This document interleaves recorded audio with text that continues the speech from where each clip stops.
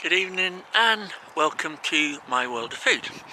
We're back again, and today I'm going to talk about beef burgers. So years ago you had beef burgers. Bird's Eye was the original frozen food one. Then you had Wimpy's.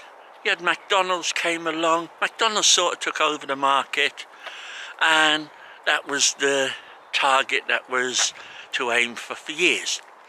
And all of a sudden in recent years they made a resurgence, and now you can get burgers £25 in a restaurant and made with different cuts of meat and everything like that. But I want to go back to the original Bird's Eye and see how they've come on. They make a prime burger, and I'm going to compare that and see how good it is compared to other burgers on the market.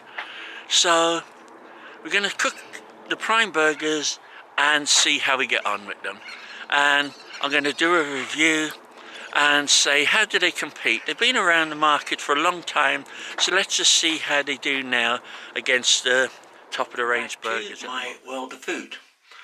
Today we're going to do a test on Bird's Eye beef burgers. They've been around the longest and they've got a lot of competition now. So how good are they? Can they compete now with the top quality burgers that are out at the moment? We're going to find out in a minute. This is the Bird's Eye Premium Burger. Now, Bird's Eye started in 1924 when Clarence Bird's Eye invented the first frozen food process. In 1950 they invented the beef burger, so let's see, are they still as good? The Bird's Eye Premium Burgers are their top of the range burgers, and they come from beef sourced from UK and Irish farms. The premium quarter pounder frozen burgers are made with prime beef, chopped onion, herbs and spices. So let's have a look, see what's on the ingredients.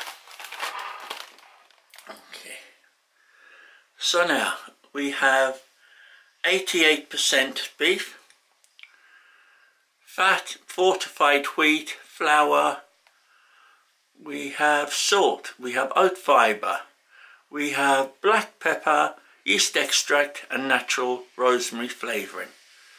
So we'll see now what they taste like and see if Bird's Eye are still competing after all these years with the top quality burgers. Yeah, so on appearance they've got that bit bland, starched out, mass produced look,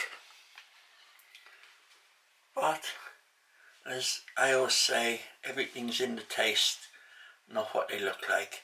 So let's give them a chance. We'll get them cooking and we'll come back in a few minutes when they're nearly cooked. So now the burgers are nearly ready. On cooking they've shrunk quite a bit, and there is quite a lot of fat come off them in the frying pan.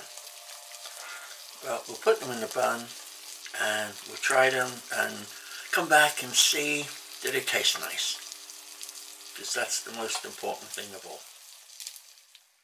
So already cooked in a nice brioche bun and ready to taste. Let's go and eat them. I'll be back in a minute to tell you what I thought and how they tasted. Hi, and now we've tried our burgers. So initially they don't look the best. They look that sort of greyish mass produced burger, but they are an 88% beef burger, so there's a lot of meat in them, and so you know it's a very nice burger to have. So we tried them, and what they are, it's a very fine cut. They've got the flavour right. It's not a strong flavour, but it's quite a nice flavour, quite delicate. So it's for a mass market burger to appeal to many palates, and that way then they can sell as many as they can because it appeals to a lot of people. Where if they'd done them stronger or they had them coarser cut, they mightn't sell quite as many.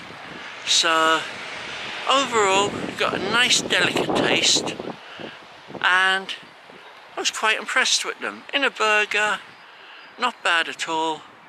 You know, if you're looking for a cordon bleu burger, you're not looking for bird's eye.